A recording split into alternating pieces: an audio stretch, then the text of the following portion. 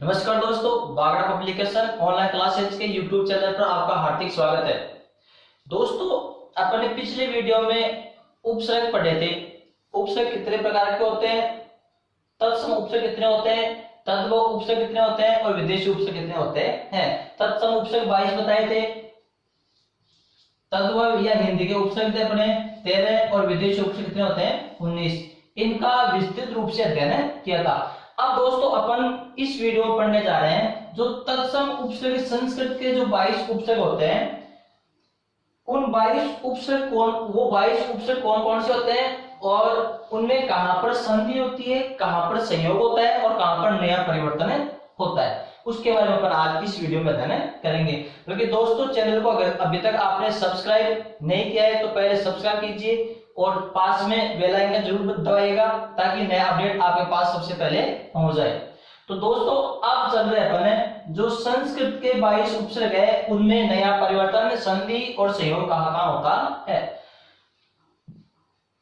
पहले तो आपको ये पता है, पिछले वीडियो में बताया था और आपको सबको पता होगा कि मूल शब्द के पूर्व उपसर्ग जुड़ता है और उपसर्ग होता है एक तरह से पूर्ण शब्द नहीं होता है, एक शब्दांश होता है। तो वे शब्दांश जो मूल शब्द के पहले जुड़कर उसके अर्थ में परिवर्तन कर देते हैं उन्हें उपसर्ग कहते हैं। तो दोस्तों किसी भी शब्द में उपसर्ग जोड़ते हैं तो उस शब्द के 3 रूप बनते हैं। किसी भी शब्द में उपसर्ग जोड़ते समय उस शब्द के 3 रूप बनते हैं। तीनों में से कोई सा भी हो सकता है, या तो वो बनेगा आपका संयोग, या फिर मूल शब्द में उपसर्ग जोड़ने बन जाता है आपका विलोमार्थी, या फिर बन जाता है समानार्थी पर्यायवाची, और या फिर बनता है आपका कौन सा दोस्तों, कौन सा बनता है, या फिर नया परिवर्तन हो जाता है। अब जैसे किसी भी शब्द में उपसर्ग अपन जोड़ते हैं, किसी भी शब्द में उपसर्ग जोड़ते समय 3 रूप धारण करता है। जो नया शब्द बनता है वो 3 रूपों में बन सकता है। या तो बनेगा आपका विलोमार्थी, क्या बनेगा विलोमार्थी, या बनेगा आपका समानार्थी, और या फिर कोई नया परिवर्तन होगा। क्या होगा, नया परिवर्तन या नई विशेषता बताने वाले शब्द। ये 3 तरह के परिवर्तन होते हैं किसी भी शब्द में उपसर्ग जोड़ते हैं तब। विलोमार्थी को अपन दूसरा क्या कहते हैं, विपरीत भी कह सकते हैं, विपरीत, या फिर इसको अपन विपर्य भी कह सकते हैं, विपर्य।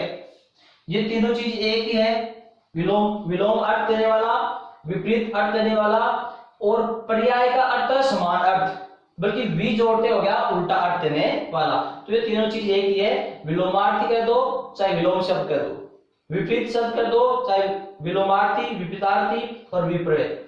इसको अपन कहते हैं समानार्थी या फिर पर्यायवाची। इसको कहते हैं पर्याय, इसको कहते हैं विपर्य। दोनों अलग है, ये है पर्यायवाची को बोलते हैं और ये होता है आपका विलोम शब्द या फिर नया परिवर्तन करने वाले शब्द। तो दोस्तों किसी भी शब्द में उपसर्ग जोड़ते समय 3 तरह के शब्द बनते हैं। या तो विलोम शब्द बनेगा, या फिर बनेगा आपका पर्यायवाची शब्द, और या फिर कोई नया अर्थ परिवर्तन होगा। जैसे अपन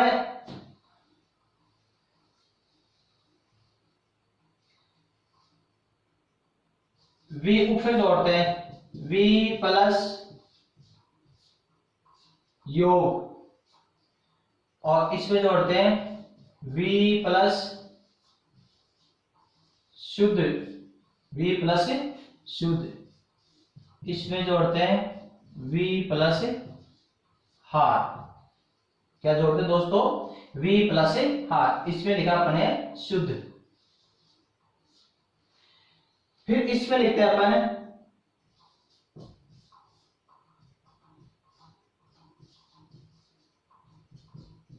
निश प्लस तेज, निश प्लस तेज, इसको उठाओ, ये थोड़ा अलग है। जैसे अपन लेते हैं आ प्लस गमन, आ प्लस मरण और आ प्लस हार, आ प्लस हार। फिर तीसरा लेते हैं अपन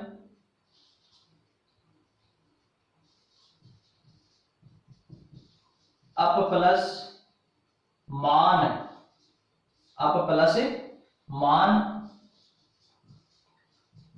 अप प्लस अंग और अप प्लस इक्सा। अब दोस्तों जैसे मान लो ये शब्द है, आपके सामने उदाहरण है, योग, गमन और मान ये मूल शब्द है, शुद्ध, मरण, अंग ये मूल शब्द है, हार, हार और इक्सा ये मूल शब्द है।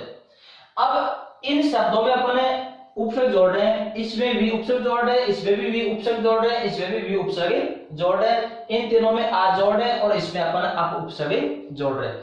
अब मैंने आपको बताया था कि किसी भी शब्द में उपसर्ग जोड़ते समय जो नया शब्द बनेगा, किसी भी मूल शब्द में उपसर्ग जोड़ने के बाद में जो नया रूप बनता है वह 3 रूपों में बन सकता है। जो नया रूप बनेगा वो या तो विलोमार्थी बनेगा, या बनेगा समानार्थी, और यह बनेगा कोई नया परिवर्तन होगा। अब जैसे ये योग शब्द है, क्या है? योग शब्द।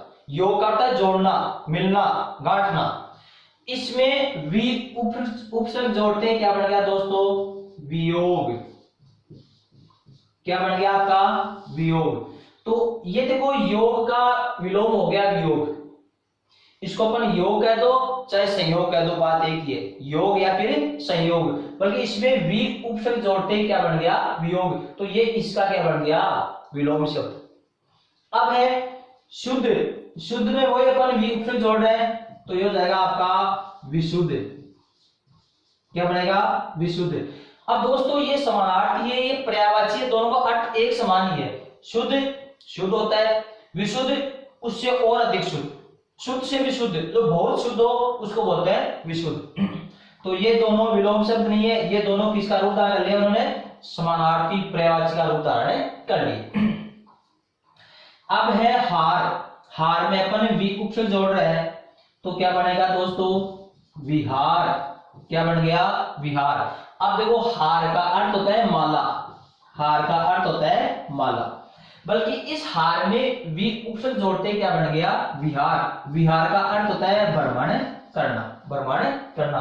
तो हार में वी उपसर्ग जोड़ने के बाद में ना तो विलोम शब्द बना इसका, ना समानार्थी बना, कुछ नए परिवर्तन हो गया है। तो इस प्रकार से मूल शब्द में उपसर्ग जोड़ने के बाद में 3 रूप धारण करते हैं। जैसे गमन। गमन मूल शब्द है, गमन का अर्थ है जाना। इसमें आ उपसर्ग जोड़ते ही रूप क्या बन गया? आगमन। क्या बन गया? आगमन। आगमन का अर्थ होता है आना, गमन, आगमन। तो ये हो गया आपका विलोम शब्द। फिर है मरण। मरण में आ उपसर्ग जोड़ते ही क्या हो गया आपका? आमरण। क्या हो गया? आमरण। तो मरण का अर्थ है मृत्यु, आमरण का अर्थ है मृत्यु तक, मृत्यु तक। तो दोनों का अर्थ समान ही है, दोनों पर्यायवाची का रूप धारण कर लिया, तो ये हो गया। अब है हार। हार में अपन आ उपसर्ग जोड़ते ही क्या हो गया आपका? आहार। क्या हो गया दोस्तों? आहार। अब देखो हार का अर्थ है माला, बल्कि आ उपसर्ग जोड़ते आहार, आहार का अर्थ होता है भोजन, आहार का अर्थ होता है भोजन। तो ये कुछ नया परिवर्तन हो गया है। फिर है मान। मान का अर्थ है सम्मान, मान सम्मान। इसमें अप उपसर्ग जोड़ते क्या हो गया? अपमान। तो ये हो गया मान, अपमान, विलोम शब्द हो गया। फिर है अंग। क्या है? अंग। अंग में अपन ने अप उपसर्ग जोड़ दिया, तो ये हो गया आपका ए प्लस ए, अपांग। क्या हो गया? अपांग। तो ये अंग है, ये अपांग है तो दोनों शरीर के अंग, है तो दोनों शरीर के अंग। तो गया अपांग, आंख की कोर। फिर आप प्लस इक्सा, आप प्लस इक्सा, इसका बनेगा अपेक्षा। अपेक्षा। क्या बन गया? अपेक्षा। कैसे? इक्सा का अर्थ होता है देखना, इक्सा का अर्थ होता है देखना, और अपेक्षा का अर्थ है तुलना करना या आशा रखना, तुलना करना या आशा रखना। इस प्रकार से मूल शब्दों में उपसर्ग जोड़ने के बाद में इन मूल शब्दों में अपन ने उपसर्ग जोड़ा तो विलोम शब्द हो गए, इनमें जोड़ने पर आपका समानार्थी बन गया और इनमें जोड़ने पर कोई नया परिवर्तन हो जाता है। तो उपसर्ग 3 तरह के शब्द बनाता है, नया रूप बनाता है, पर्यायवाची शब्द, विलोम शब्द और नया परिवर्तन। अब जैसे दोस्तों अपन अनुपसर्ग है, शासन में जोड़ते हैं, अनुपसर्ग अपन शासन में जोड़ते हैं तो इसका बनेगा क्या, अनुशासन। क्या बनेगा, अनुशासन। अब शासन होता है और अनुशासन होता है अच्छी तरह से उसको पालना करना, उसके पीछे पीछे पालना करना, तो दोनों का अर्थ तो सेम ही है, तो ये हो गया आपका समानार्थी में। क्या हो गया, समानार्थी में। अब जैसे अपन दूसरा कोई सा भी ले लेते हैं, जैसे अधिक शब्द लेते हैं, अधिक मूल शब्द है, इसमें अपन अति उपसर्ग जोड़ते हैं। क्या जोड़ते हैं, अति उपसर्ग। तो देखो दोस्तों इसका क्या बनेगा, अत्यधिक।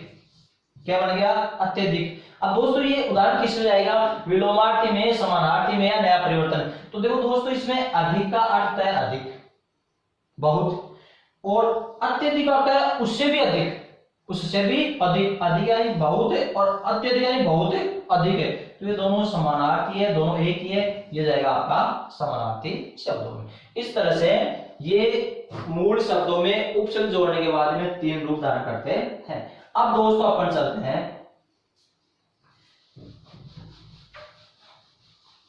जैसे ख्यात शब्द है आपके सामने, क्या है, ख्यात। इसमें अपन ने परोपसर्ग जोड़ दिया। क्या जोड़ दिया, परोपसर्ग। और दूसरा है आपका जैसे श्रम है, उसमें अपन ने परिउपसर्ग जोड़ दिया। तो इस प्रकार से ये हो गया आपका प्रख्यात और ये हो गया परिश्रम। क्या हो गया, परिश्रम। ख्यात यानी प्रसिद्ध होता है और प्रख्यात यानी बहुत प्रसिद्ध। श्रम यानी मेहनत करना और परिश्रम यानी बहुत अधिक मेहनत करना, चारों तरफ से मेहनत करना। तो जाएगा आपका ये शब्द एक है और ये शब्द एक है और इन चारों का अर्थ मिलता जुलता है, इसलिए हो गया आपके समानार्थी या पर्यायवाची शब्द हो गए। अब दोस्तों ये तो हो गया अपने उपसर्ग की बात कि किसी भी शब्द में उपसर्ग जोड़ते हैं तो 3 रूप धारण करते हैं, या तो विलोम शब्द बनेगा या समानार्थी शब्द बनेगा या फिर कोई नया परिवर्तन होगा। और उपसर्ग मैंने आपको पिछले वीडियो बताया था कि उपसर्ग कितने प्रकार के होते हैं। उपसर्ग होते हैं 3 प्रकार के, तत्सम, तद्भव और विदेशी। तत्सम उपसर्ग कितने होते हैं, 22, तद्भव होते हैं 13 और विदेशी होते हैं आपके 19। अब दोस्तों अपन नंबर लेते हैं तत्सम उपसर्ग। कौन से उपसर्ग, तत्सम या संस्कृत के उपसर्ग। तत्सम या संस्कृत के उपसर्ग कितने होते हैं, 22। अब 22 कौन से होते हैं, ये मैंने आपको पिछले वीडियो बताए थे और उनका अर्थ बताया था। कभी कभार एग्जाम में ये भी पूछ जाता है कि ऊंचा, अधिक, श्रेष्ठ अर्थ कौन से उपसर्ग के साथ प्रयुक्त होता है। तो प्रत्येक उपसर्ग का मैंने अर्थ बताया था, भावार्थ बताया था, वो पिछले वीडियो में आपको मिल जाएगा। अब संस्कृत के तत्सम उपसर्ग होते हैं 22।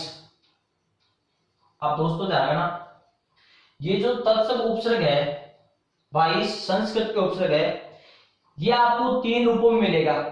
कितने रूपों में मिलेगा, 3। या तो मिलेगा आपको अकारांत, या मिलेगा आपको आकारांत, या फिर इकारांत, या फिर उकारांत। ये 4 रूपों में मिलता है।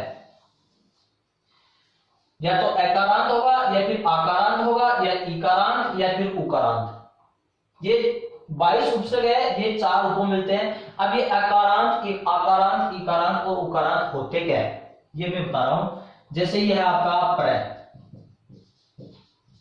परा, परि, अनु, प्र, परा, परि, अनु, ये आपके उपसर्ग है 4 और ये तत्सम उपसर्ग आपके 22 में से। अब ये तो है आपका अकारांत, ये है आकारांत, ये उपसर्ग है इकारांत और ये है उकारांत। अब अकारांत, आकारांत, इकारांत, उकारांत होते क्या है ये ध्यान रखना आप। अगर शब्द का अंतिम स्वर जो होता है उसी के अंत में अपन आंत लगा देते हैं, उसी के अंत में अपन ये कारांत लगा देते हैं। जैसे पर में ए है तो ये अकारांत हो गया, परा में आ है तो ये आकारांत हो गया, परी में ई छोटी है तो ये इकारांत हो गया, अनु में उ है तो ये उकारांत हो गया। अब जैसे मान लो वधु है, अब वधु में उ है तो ये बड़ा उकारांत हो गया। मही, मही में बड़ी है तो ये बड़ी इकारांत हो गया। इस प्रकार से जैसे मान लो बच्चों है, बच्चों तो ये ओकारांत हो गया। मतलब शब्द का जो अंतिम स्वर होता है उसी के अंत में ये कारांत लगा दिया जाता है। अकारांत, आकारांत, इकारांत, इकारांत, उकारांत, उकारांत छोटे बड़े दोनों होते हैं, बल्कि उपसर्ग में अपने केवल ए, आ, ई, उ छोटे ये चार होते हैं। और कुछ उपसर्ग ऐसे होते हैं जिनके अंत में स्वर नहीं होता है, स्वर नहीं होता है, जैसे निरे, निसे, दूरे, दूसे, समय, उदय। ये 5 उपसर्ग ऐसे हैं, जैसे कौन कौन से हैं आपके सामने ही लिख रहा हूं मैं। निर, निसे, दूरे, दूसे, समय, उद या उत। 2, 4, 6, 22 में से 6 उपसर्ग ऐसे हैं जिनके अंत में स्वर नहीं है, जिनके अंत में स्वर नहीं है, बल्कि इन 6 को छोड़ दो और बाकी सारे आपको अकारांत, आकारांत, इकारांत और उकारांत में ही मिलेंगे। किसमें मिलेंगे? इनमें मिलेंगे। अब मैं आपको ये बता रहा हूं कि कौन कौन से जो 22 उपसर्ग है उनमें कहां तो संधि होती है और कहां संयोग होता है, कहां तो संधि होगी और कहां संयोग होता है। जैसे यहां पर अपन लेते हैं एकारांत और एकारांत को छोड़ देते हैं अपन, इकारांत और उकारांत, इकारांत और उकारांत पढ़ते हैं उसको लेते हैं। तो वहां पर कौन कौन संधि होती है? ये जो आपका आकारांत है, पहले बता दो आपको, वो 6 उपसर्ग मैंने बता दिए कि उनमें उनके अंत में स्वर नहीं होता है। फिर ये जो आकारांत उपसर्ग है, कौन सा? आकारांत उपसर्ग, इसमें क्या है कि इसमें संधि नहीं होती, केवल संयोग ही होता है। क्या होता है? केवल संयोग ही होगा। जैसे आकारांत उपसर्ग अपने एक है परा, कौन सा है? परा। और एक है आपका आ, परा और आ। ये 2 उपसर्ग है आपके आकारांत। कैसे? इसमें भी आकारांत है और आ उपसर्ग में भी आकारांत है खुद। अब इनके उदाहरण में हमेशा संयोग ही होता है, जैसे पराकाष्ठा, पराजय, पराभव, पराधीन, ये आपके सामने आ गए। और आके उदाहरण लेते हैं अपन तो आमरण, आजीवन, आवास, है ना। तो आ प्लस मरण, आ प्लस जीवन, आ प्लस वास। तो आ के उदाहरणों में हमेशा संयोग होगा और परा के उदाहरणों में हमेशा संयोग होगा। बल्कि दोस्तों अब इसमें ये 4 ऑप्शन आपके ए, बी, सी और डी, और आपसे ये पूछ लिया जाए कि कौन से शब्द में परा उपसर्ग नहीं है, कौन से शब्द में परा उपसर्ग नहीं है। तो दोस्तों ध्यान रखना, इसमें भी परा, परा, परा और परा, बल्कि यह है कि दोनों पदों को अलग अलग करने के बाद में अर्थ या सार्थक पद बचने चाहिए। तो परा प्लस काष्ठा का अर्थ लकड़ी, परा प्लस जय, परा प्लस भव, भव का अर्थ होता है होना, और परा प्लस धीन, इस धीन का कोई अर्थ नहीं करता है। इसका मतलब इसमें परा उपसर्ग नहीं है, इसमें होगा आपका पर प्लस अधीन, पर प्लस अधीन, ये हो गया इसमें पर उपसर्ग है, और बाकी इनमें आपके तीनों में परा उपसर्ग है। तो परा का उदाहरण होगा उसमें हमेशा संयोग ही होगा। परा देखो, पराकाष्ठा, पराजय, परा भव और परा प्लस मर्स, परामर्श, तो संयोग होता है। ये 2 उपसर्ग आपके कौन कौन से? एक तो आ और एक परा, इनमें हमेशा आपका संयोग होता है। और ये 6 उपसर्ग मैंने बताया आपको, ये अलग होते हैं। अब इनमें से बच गए एकारांत, इकारांत और उकारांत, एकारांत, इकारांत और उकारांत। अब इनमें अपन देखते हैं कि कहां संयोग हो। तो फिर मैंने बताया था आपको कि तत्सम उपसर्ग 22 होते हैं, वो कौन से होते हैं? एकारांत, आकारांत, इकारांत और उकारांत। अब कौन से उपसर्ग अकारांत, आकारांत होते हैं, ये आपके सामने है। बस केवल तत्सम बाईस उपसर्ग ये 5 होते हैं, अकारांत होगा या फिर आकारांत होगा या इकारांत या फिर उकारांत या फिर हलंत। जैसे 22 में से अकारांत उपसर्ग कौन कौन से हैं जिसके अंत में ए आता है? आपे, अवे, उप और प्र। आपके अव, उप और प्र ये अकारांत उपसर्ग है। कौन से हैं? अकारांत। इनके अंत में देखो ए और प्र में भी ए, ये पे आता है और रे पूरा है। तो इन उपसर्ग के जितने भी उदाहरण होते हैं, ये जो किसी भी शब्द में ये 4 उपसर्ग हो गए, उन उपसर्ग के उदाहरणों में केवल 3 ही 4 ही कंडीशन हो सकती है।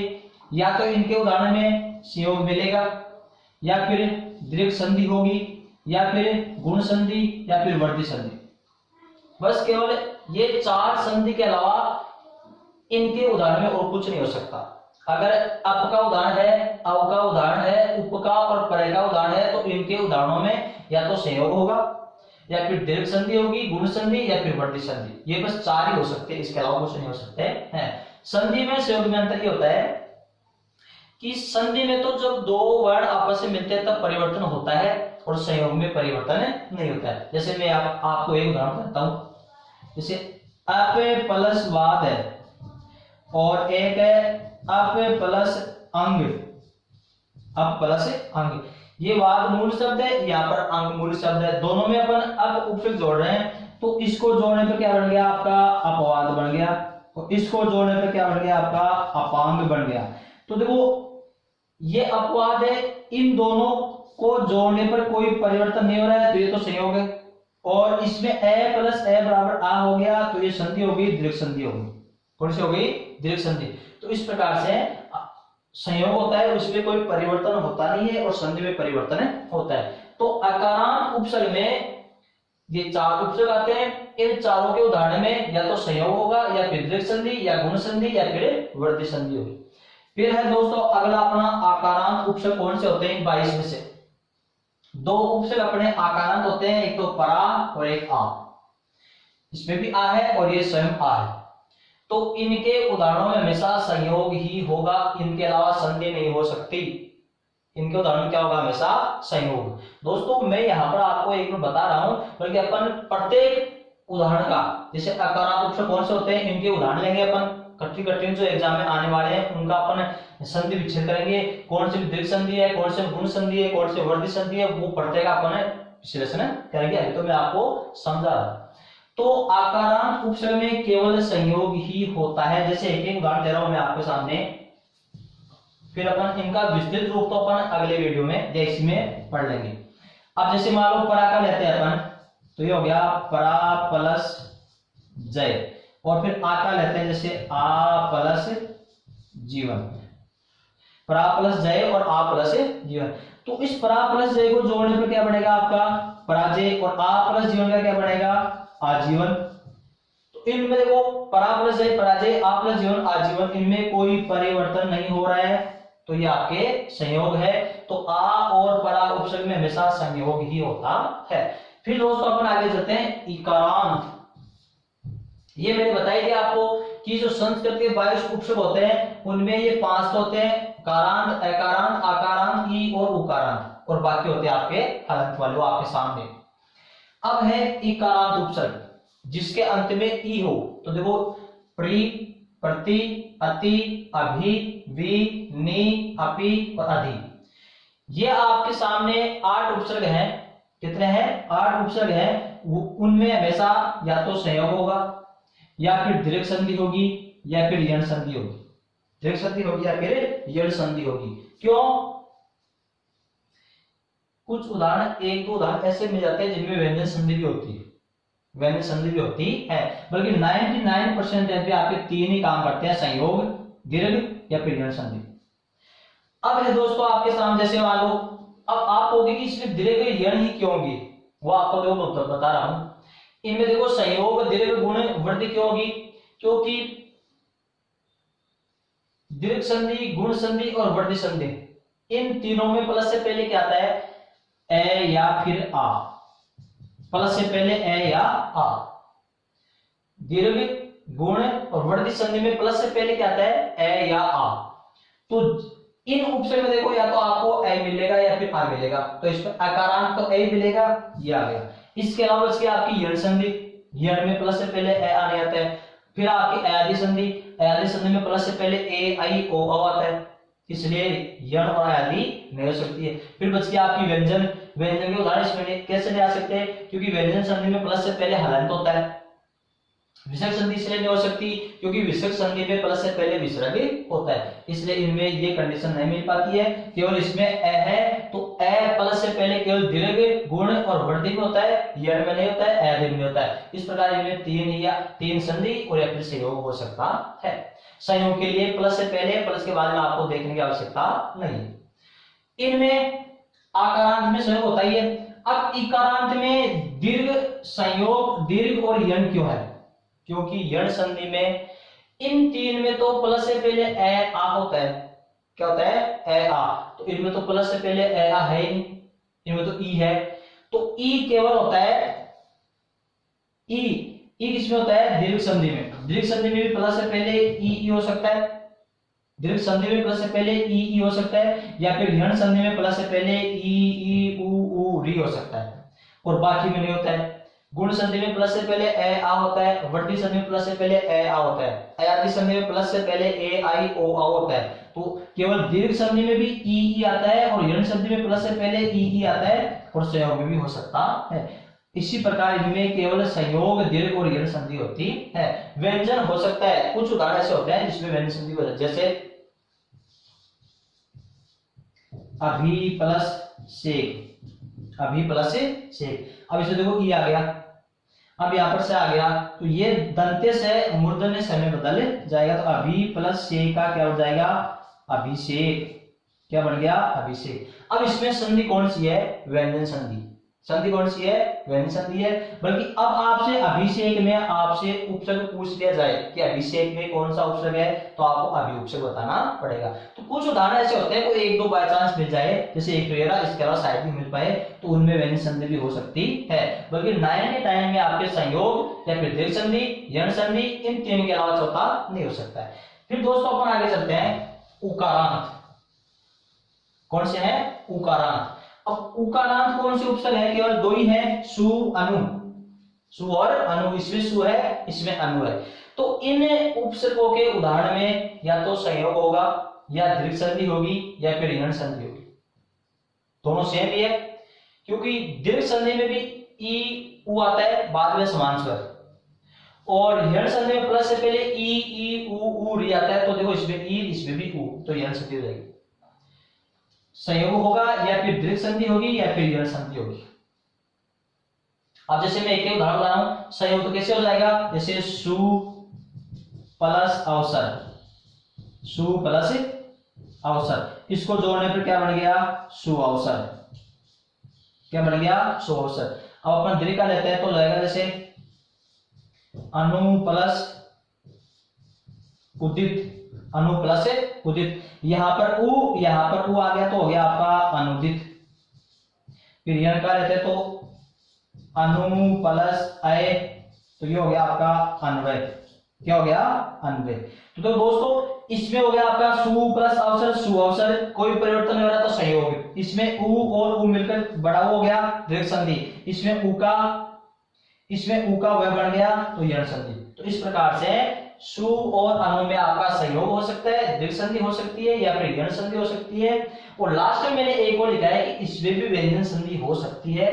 कुछ उदाहरण, एक आधे उदाहरण मिल जाते हैं जिनमें व्यंजन संधि भी हो सकती है। बल्कि नियम 3 लागू है कि संयोग, दीर्घ और यण व्यंजन का भी हो सकता है। जैसे उदाहरण है सु प्लस सुप्त, सु प्लस सुप्त। अब देखो इसमें प्लस से पहले सुप से आ गया, बाद में से आ गया दंते, दंते से आ गया, तो दंते से मूर्धन्य से में बदल जाता है सुसुप्त। सुसुप्त का अर्थ हो गया सोया हुआ, सोया हुआ।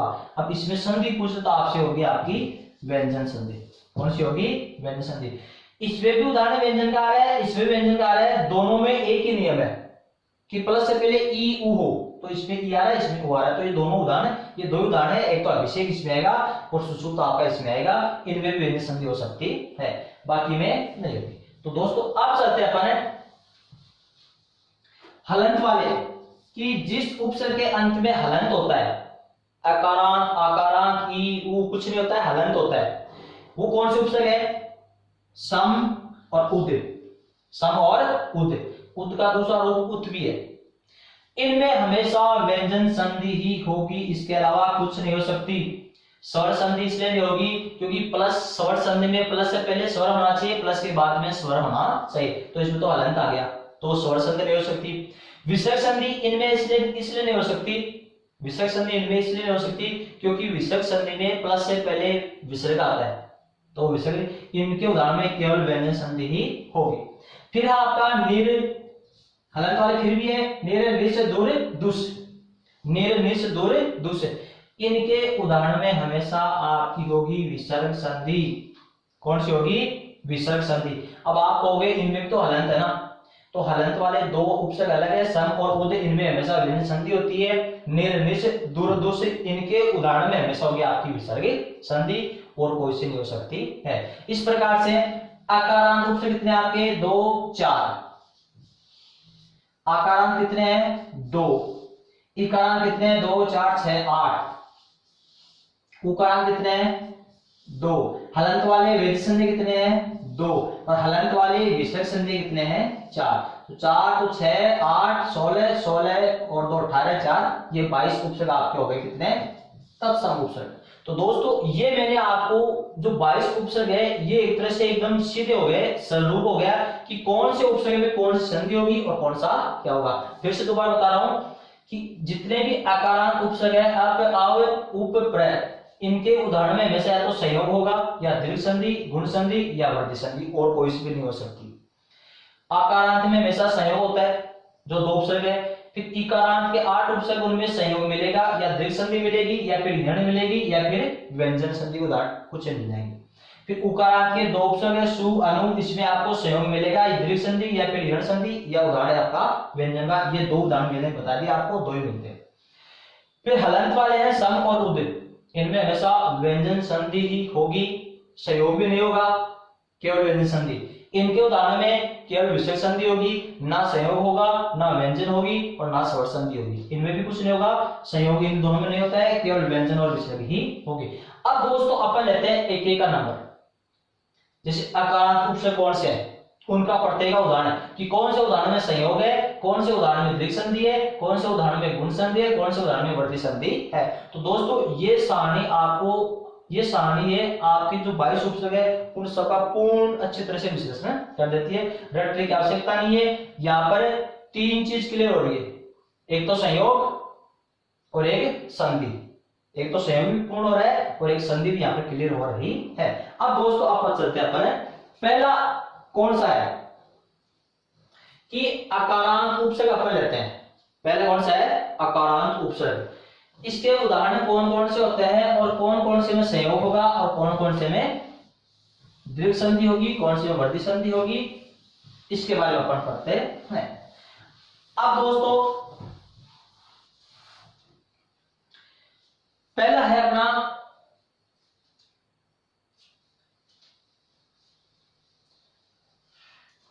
अकारांत उपसर्ग। कौन सा है? अकारांत उपसर्ग। अब अकारांत उपसर्ग कितने होते हैं? 4। अप,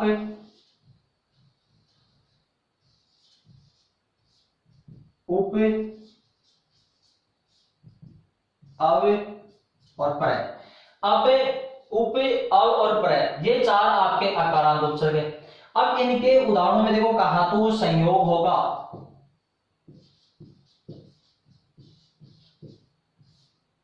और कहां पर दीर्घ संधि होगी,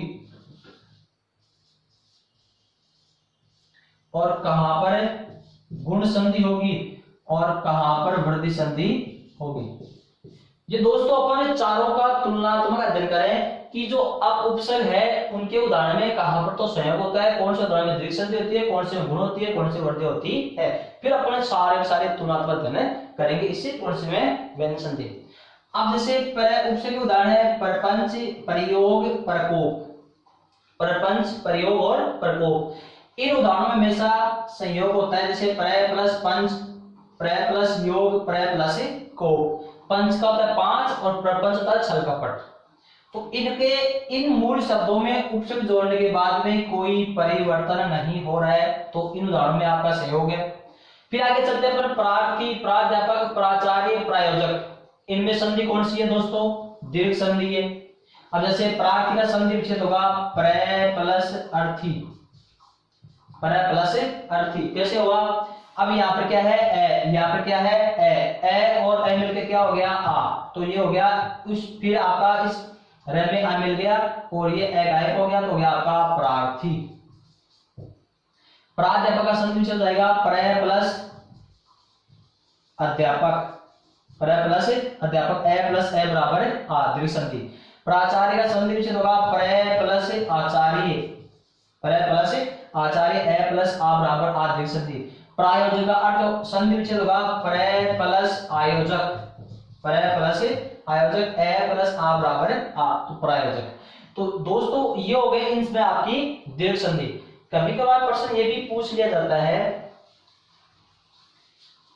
कि जैसे मान लो आपके सामने यही मूल शब्द है, ये 4 ऑप्शन है, ये बहुत बार प्रतियोगी परीक्षा में ऐसा प्रश्न पूछा जाता है कि ये 4 ऑप्शन है ए, बी, सी और डी, और आपसे ये प्रश्न पूछा जा रहा है कि कौन से शब्द में सर्वाधिक उपसर्ग है, कौन से शब्द में सर्वाधिक उपसर्ग है, सर्वाधिक सबसे अधिक।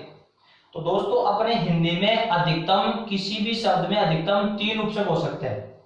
कितने उपसर्ग हो सकते हैं? 3 से अधिक उपसर्ग नहीं होते हैं। आप साथ में पढ़ते हो सकता है, बल्कि उपसर्ग अधिकतम 3 होते हैं। तो देखो प्रार्थी में प्रय प्लस अर्थी एक ही उपसर्ग है, प्राचार्य में प्रय प्लस आचार्य एक ही उपसर्ग है। अब है प्राध्यापक और प्रायोजक, इनमें देखते हैं। प्रायोजक में प्रय प्लस फिर बच गया आयोजक, तो आ प्लस योजक, इसमें 2 उपसर्ग है। क्योंकि मूल शब्द का अर्थ भी निकल जाए तो योजक का अर्थ है योजना बनाने वाला, तो प्रय प्लस आ प्लस योजक, इसमें 2 उपसर्ग है। फिर अपन चलते हैं प्राध्यापक में, तो उसमें होगा प्रय प्लस अध्यापक, अध्यापक में होगा अधि प्लस आपक, आपक का हो जाएगा आ प्लस पक, आ प्लस पक। तो देखो प्राध्यापक में प्रय प्लस अधि प्लस आ प्लस पक मूल शब्द, इसमें पक मूल शब्द है और 3 उपसर्ग हो गए, तो सर्वाधिक उपसर्ग आपका प्राध्यापक में। ऐसे प्रश्न भी कभी पूछ लिए जाते हैं, तो इसका ध्यान रखना, अधिकतम 3 उपसर्ग हो सकते हैं, साथ में पढ़ते हो सकते हैं, बल्कि 4 नहीं होते। अब है गुण संधि, अब है कि प्रय उपसर्ग के उदाहरण में गुण संधि कहाँ होती है? जैसे प्रेत है तो इसका हो जाएगा प्रय प्लस इत, प्रय प्लस इत, ए के बाद में ई आ गया तो ई का ए हो गया, प्रेत बन गया। प्रोत्साहन हो जाएगा प्रय प्लस उत्साहन, प्रय प्लस उत्साहन, यहाँ पर ए है, यहाँ पर उ आ गया तो ए और उ मिलकर ओ हो गया, ये हो गया आपका प्रोत्साहन। फिर है प्रेक्षक, प्रेक्षक का संधि विच्छेद होगा प्रय प्लस इक्षक, इक्षक का अर्थ था देखने वाला, विशेष रूप से देखने वाला प्रेक्षक, तो ए प्लस ई बराबर ए हो गया और ये हो गया आपका प्रेक्षक। फिर है प्रोन्नति, तो इसको हो जाएगा प्रय प्लस उन्नति, प्रय प्लस उन्नति, ए के बाद में ओ आ गया, दोनों मिलकर ओ हो गया और ये प्रोन्नति, तो इनमें हो गया आपकी गुण संधि। फिर है दोस्तों वर्धित संधि के उदाहरण, तो दोस्तों इनमें देखो वर्धित संधि होती तो है, बल्कि वर्धित संधि के उदाहरण मिलते नहीं, वर्धित संधि के उदाहरण इसलिए मिलते नहीं, क्यों नहीं मिलते हैं? क्योंकि प्लस से पहले तो आपको ए मिल जाएगा, प्लस के बाद में ए आई ओ आ उदाहरण में मिलते नहीं है, इसलिए अपन इसमें से वर्धित संधि को हटा देते हैं। इस प्रय उपसर्ग के उदाहरण में, प्रय उपसर्ग के उदाहरणों में कहीं कहीं पर व्यंजन संधि मिल जाती है। क्या मिल जाती है? व्यंजन संधि, से प्रणीत और प्रणय, प्रणीत और प्रणय। अब इसमें देखो क्या हुआ है, संधि कौन सी है? इसका हो जाएगा प्रय प्लस नीत, इसका होगा प्रय प्लस नय, प्रय प्लस नय।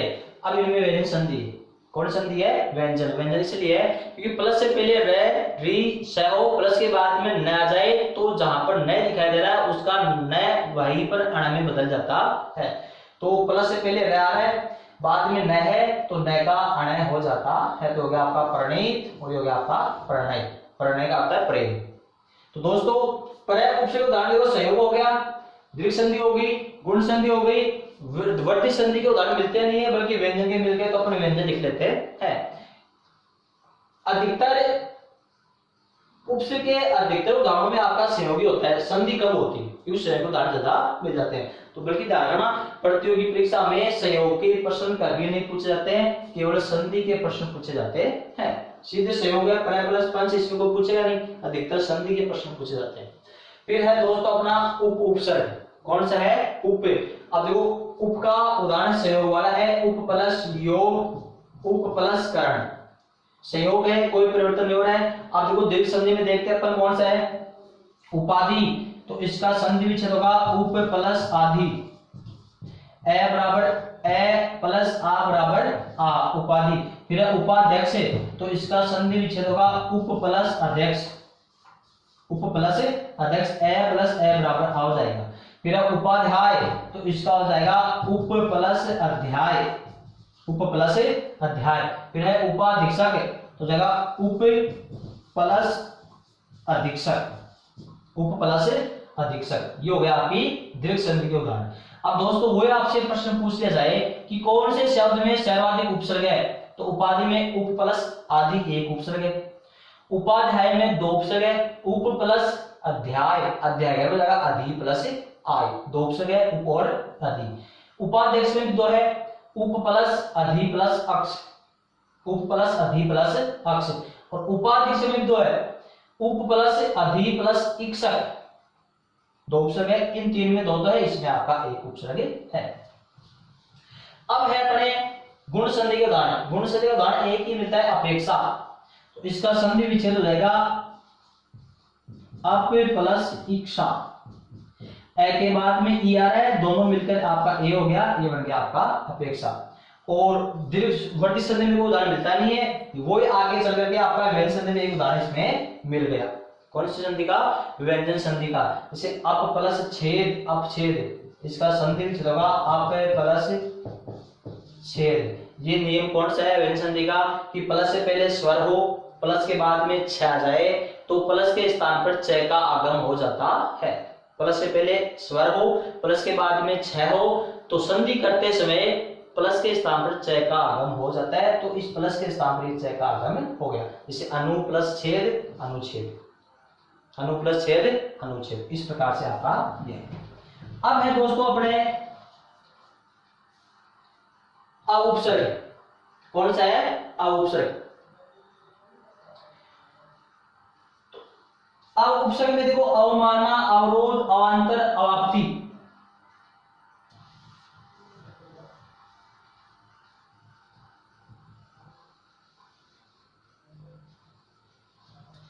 ये अपेक्षा था, ये इसके उदाहरण खाली थे, खाली है। इसका है आपका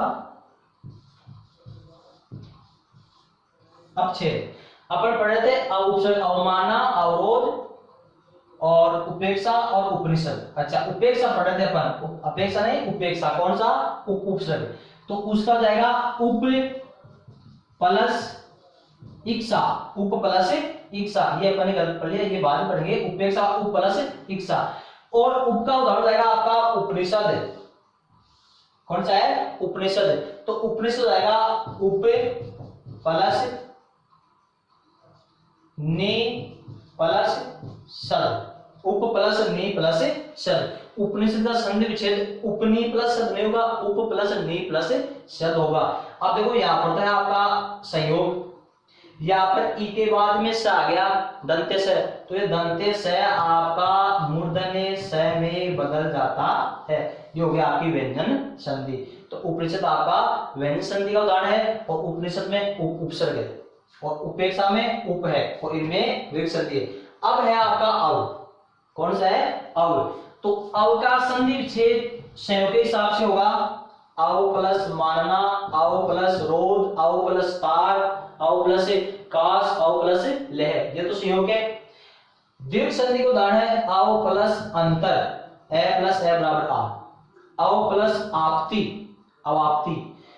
इसमें अव उपसर्ग में गुण संधि का उदाहरण नहीं है, और कोई व्यंजन संधि का उदाहरण भी नहीं है। फिर है अप उपसर्ग।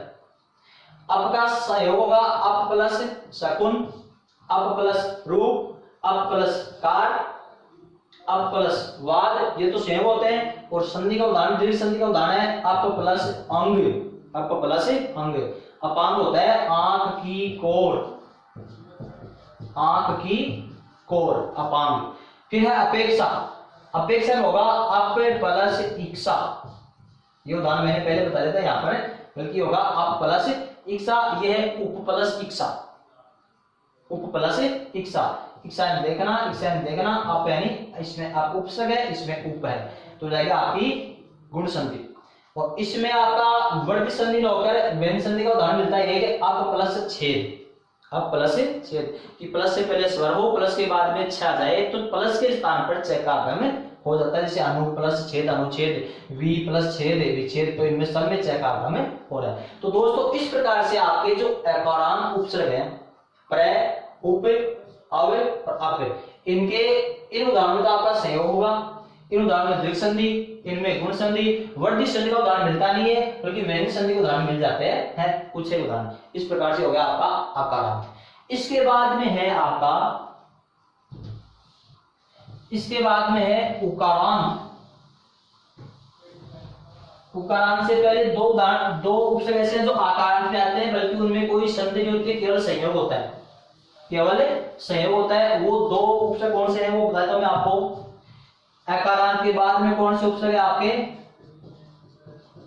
आकारांत उपसर्ग। कौन से उपसर्ग, आकारांत उपसर्ग आपके दो, कौन से हैं, दो। दो कौन कौन से हैं, एक तो आ और एक परा, एक तो आ उपसर्ग है, एक है परा उपसर्ग। तो आ उपसर्ग उदाहरण में केवल इन दोनों के उदाहरणों में संयोग ही होता है, संधि नहीं होगी, केवल संयोग होगा। जैसे आजीवन, आमरण,